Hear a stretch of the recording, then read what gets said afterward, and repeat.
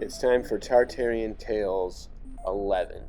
And 11 and 12 are both going to deal with, from this book, but deal with rivers and the waterways. Because every time I look at the old books and I see the boats and the way that boating was part of the culture and embedded with every star fort and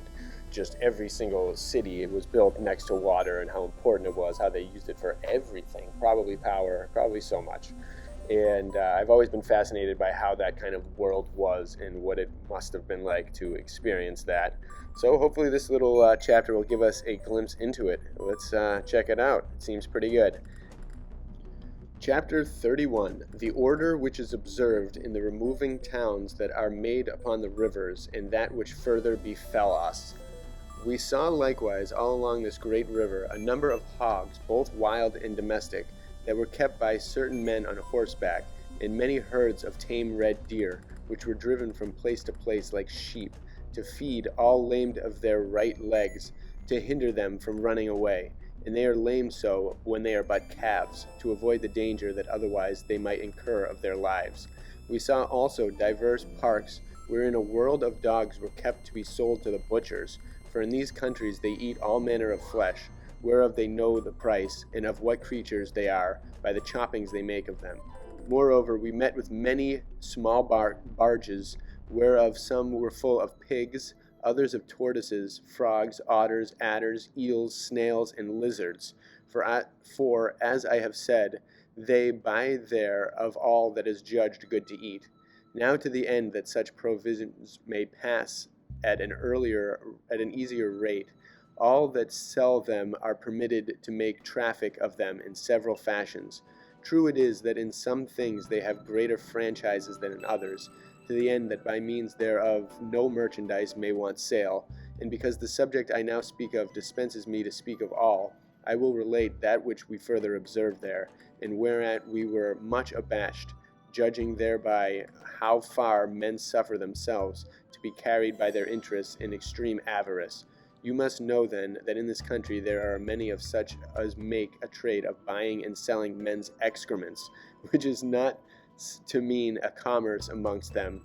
but that there are many of them grow rich by it, and are held in good account. Now these excrements serve to manure grounds that are newly grubbed, which is found to be far better for that purpose than the original dung. They which make a trade of buying it go up and down the streets with certain clappers, like our spittlemen, whereby they give to understand what they desire, without publishing of it otherwise to people, in regard the thing is filthy of itself, whereunto I will add this much, that this commodity is so much esteemed amongst them, and so great a trade driven of it, that into one seaport sometimes there comes, in one tide, 200 or 300 sails laden with it. Oftentimes also there is such striving for it, as the governors of the place are fain to interpose their authority for the distribution of this goodly commodity, and all for to manure their grounds, which soiled with it bears 3 crops in 1 year. We saw many boats likewise laden with dried orange pills, wherewith in victualling houses they boil dog's flesh, for to take away the rank favor and humidity of it, as also to render it more firm. In brief, we saw so many vankins, lantaus, and bar cafes in this river, laden with all kinds of provision that either the sea or land produces, and that in such abundance as I must confess I am not able to express it in words, for it is not possible to imagine the infinite store of things that are in this country, of each whereof you shall see 200 or 300 vessels together at a time, all full, especially at the fairs and markets that are kept up on the solemn festival days of their pagodes. For then all the fairs are free, and the pagodes, for the most part, are situated upon the banks of rivers, to the end all commodities may the more commodiously be brought thither by water. Now when all these vessels come to join together during these fairs, they take such order as they make, as it were, a great and fair town of them, so that sometimes you shall have of them a league in length, and 3/4 of a league in breadth, being composed of about 20,000 vessels, besides balans, guides, and mantuas, which are small boats whose number is infinite. For the government hereof there are 80 captains appointed, of which 30 are to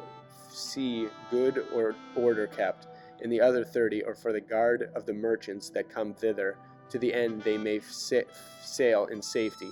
Moreover, there is above them a cham, who hath absolute power, both in civil and criminal causes, without any appeal or opposition whatsoever. During the 15 days that this fair lasts, which is from the new to the full moon, and indeed more come to see the policy, order, and beauty of this kind of town than otherwise, for to speak the truth, the framing of it in that manner with vessels makes it more to be admired than all the edifices that can be seen upon the land. There are in this moving town 2,000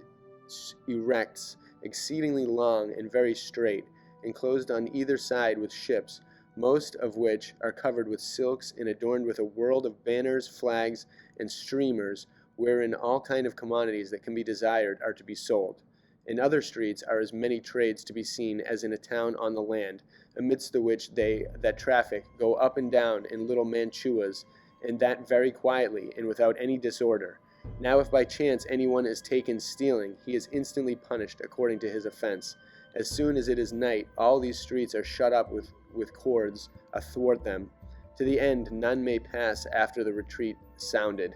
In each of these streets there are at least a dozen of lanterns, with lights burning, fastened a good height on the masts of the vessels, by means whereof all that go in and out are seen, so that it may be known who they are, from whence they come, and what they would have. To the end the cham may the next morning receive an account thereof. And truly to behold all these lights together in the night is a sight scarce able to be imagined. Neither is there a street without a bell, and a sentinel, so as when that of the cham's ship is heard to ring, all the other bells answer it, with so great a noise of voices adjoined thereunto, that we were almost besides ourselves at the hearing of a thing which cannot be well conceived. And that was ruled with such good order. In every of these streets, even in the poorest of them, there is a chapel to pray in, framed upon great bar cafes, like to galleys, very neat and so well accommodated that for the most part they are enriched with silks and cloth of gold. In these chapels are their idols, and priests which administer their sacrifices, and receive the offerings that are made them, wherewith they are abundantly furnished for their living. Hour of each street, one of the most account, or chiefest merchant, is chosen to watch all night in his turn with those of his squadron, besides the captains of the government, who in balloons walk the round without, to the end no thief may escape by any avenue whatsoever. And for that purpose these guards cry as loud as they can, that they may be heard. Amongst the most remarkable things we saw one street, where there were above 100 vessels, laden with idols of gilt wood of divers fashions, which were sold for to be offered to the pagodes, together with a world of feet, thighs, arms, and heads, that sick folks bought to offer in devotion. There also we beheld other ships, covered with silk hangings, where comedies and other plays were represented to entertain people withal, which in great numbers flocked together. In other places bills of exchange for heaven were sold, whereby their priests of the devil promised them many merits, with great interest, affirming that without these bills they could not possibly be saved, for that God, say they, is a mortal enemy to all such as do not some good to the pagodes. Whereupon they tell them such fables and lies as these unhappy wretches do oftentimes take the very bread from their mouths to give it to them. There were also other vessels, all laden with dead men's skulls, which divers men bought for to present as an offering at the tombs of their friends, when they should happen to die. For say they, as the deceased is laid in the grave in the company of these skulls, so shall his soul enter into heaven, attended by those unto whom those skulls belonged. Wherefore, when the porter of paradise shall see such a merchant with many followers, he will do him honor as to a man that in this life hath been a man of quality. For if he be poor and without a train, the porter will not open to him. Whereas contrarily, the more dead men's skulls he hath buried with him, the more happy he shall be esteemed. There were many boats likewise, where there were men that had a great many of cages, full of live birds, who playing on divers instruments of music, exhorted the people with a loud voice, to deliver those poor creatures of God that were there in captivity, whereupon many came and gave them money for the redemption of those prisoners, which presently they let out of the cages, And then as they flew away, the redeemers of them cried out to the birds, Pi Chow, Pitanel, Katan, Vakaksi, that is, go and tell God how we serve him here below.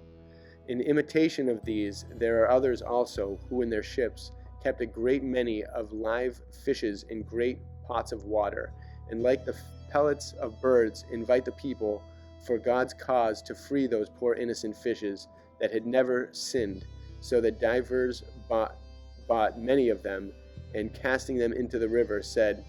Get ye gone, and tell there below the good I have done you for God's sake. To conclude all, the vessels where these things are exposed to sail are seldom less in number than 200, besides thousands of others, which sell such like wares in a far greater quantity. We saw likewise many bar cafes full of men and women that played upon divers sorts of instruments, and for money gave them music that desired it. There were other vessels laden with horns, which the priests sold therewith to make feasts in heaven. For they say that those were the horns of several beasts which were offered in sacrifice to the idols out of devotion, and for the performance of vows that men had made in divers kind of misfortunes and sicknesses, wherein they had at other times been. And that as the flesh of those beasts had been given here below for the honor of God to the poor, so the souls of them for whom those horns were offered do in the other world eat the souls of those beasts to whom those horns belonged, and thereunto invite the souls of their friends, as men use to invite others here on earth. Other vessels we saw covered with plaques and full of tombs, torches, and great wax lights, as also women in them, that for money would be hired to weep and lament for the dead. Others there were, called pitaleos, that in great barges kept divers kinds of wild beasts to be shoed for money, most dreadful to behold, as serpents, huge adders, monstrous lizards, tigers, and many others such like. We saw in like sort a great number of stationers, which sold all manner of books that could be desired, as well concerning the creation of the world, whereof they tell 1,000 lies, as touching the states, kingdoms, islands, and provinces of the world, together with the laws and customs of nations, but especially of the kings of China, their number, brave acts, and of all things else that happened in each of their reigns. Moreover, we saw a great many of the light, swift foists, wherein men were well armed, who cried out with a loud voice, that if anyone had received an affront, whereof he desired to be avenged, let him come unto them, and they would cause satisfaction to be made him. In other vessels there were old women, that served for midwives, and that would bring women speedily and easily a bed, as also a many number of nurses ready to be entertained for to give children's luck. There were barges likewise very well adorned and set forth, that had in them divers reverend old men and grave matrons, whose profession was to make marriages, and to comfort widows, or such as had lost their children, or suffered any other misfortune. In others there were a number of young men and maids that lacked masters and mistresses, which offered themselves to any that would hire them. There were other vessels that had in them such as undertook to sell fortunes, and to help folks to things lost. In a word, not to dwell any longer upon every particular that was to be seen in this moving town, for then I should never have done, it shall suffice me to say that nothing can be desired on land which was not to be had in their vessels, and that in greater abundance than I have delivered, wherefore I will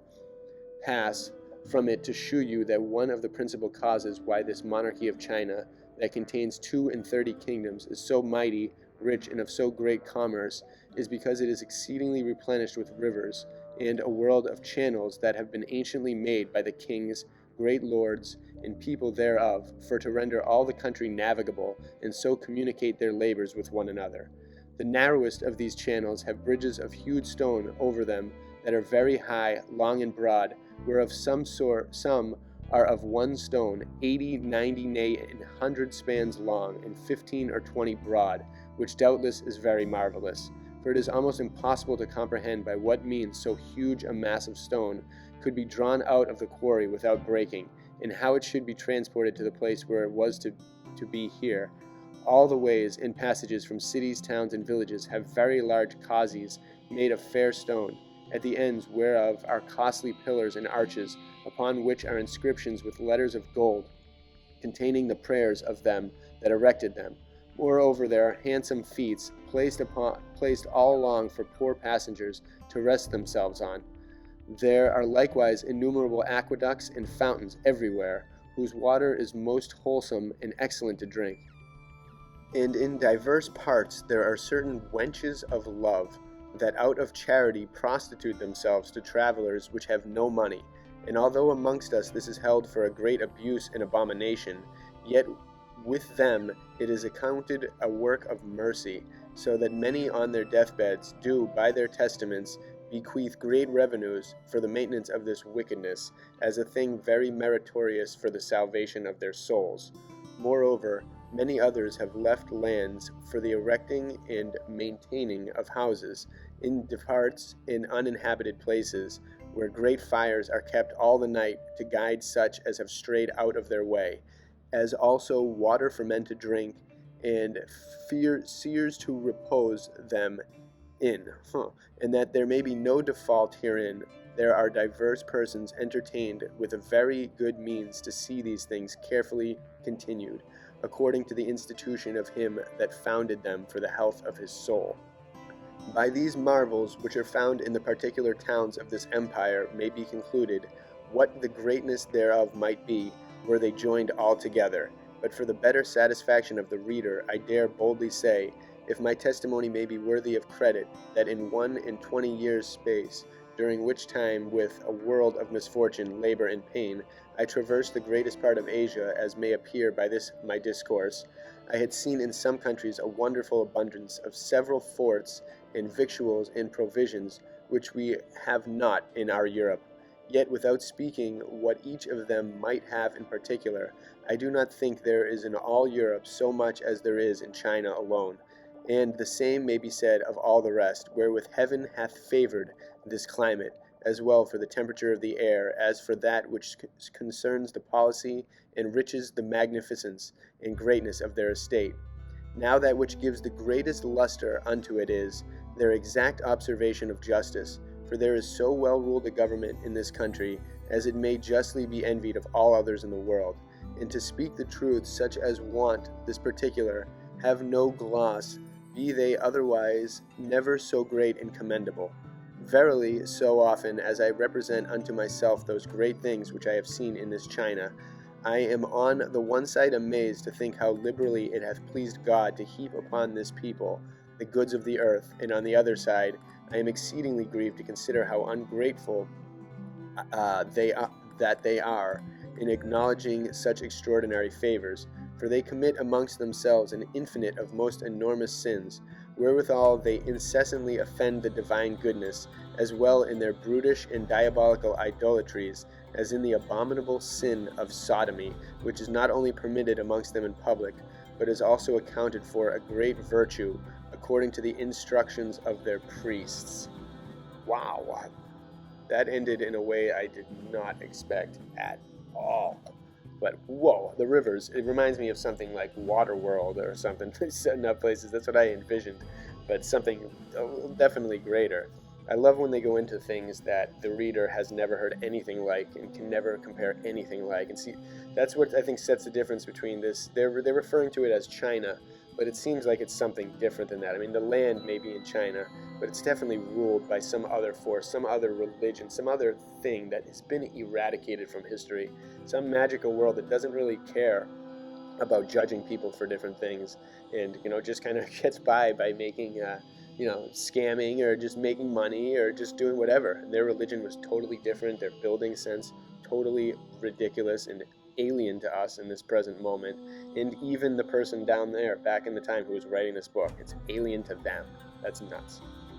And if they had the ability to live and do all these things along the river, along the waters, the ancient people had the ability to carve out these systems, carve out these ancient channels and things all over the place that you can see on Google Earth, on aligning every continent almost. There's these things that are definitely ancient and man-made that protect us and protect the land from getting crushed by giant waves and whatnot. It's just all been engineered by an ancient culture, and I hope we get closer to discovering who that was, but just knowing that it exists and knowing that it happened And that's what we came from inevitably, is just magic on its own. It's so inspiring. It's so great to think about and wonder the possibilities of. And I think that these people, these seafaring civilizations, just kept going to the places we're not allowed to. They just kept going. They're living there now. They're doing their thing still, this magical world. Bless you all.